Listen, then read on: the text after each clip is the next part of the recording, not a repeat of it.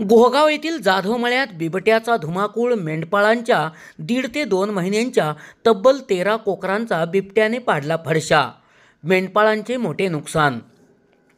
वनविभागाने दिलेल्या माहितीनुसार घोगाव येथील जाधव मळा येथे मेंढपाळांची वस्ती आहे. या वस्तीवर मेंढपाळांनी 1.5 ते 2 महिन्यांची कोकरे डालग्यात ठेवली होती. या कोकरांवर बिबट्याने अचानक हल्ला करून 13 कोकरे ठार मारल्याची भयंकर घटना घडली आहे. या घटनेची माहिती मिळताच तात्काळ कोळे वनपरिमंडळ अधिकारी बाबूराव कदम, महासोली वनरक्षक दत्तात्रय चिट्टी यांनी घटनास्थळी धाव घेऊन जागेवर जाऊन पाहणी केली.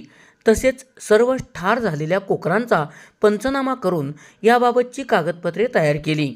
सध्या सर्वत्र बिबट्यासह इतर वन्य प्राण्यांचा संचार वाढला असून ठिकठिकाणी पाळीव प्राण्यांवर हल्ले होत असल्याच्या घटना घडत आहेत.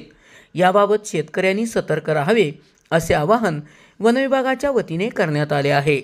SP ओरिजिनेटिव्हसाठी सुनील परीट, कराड.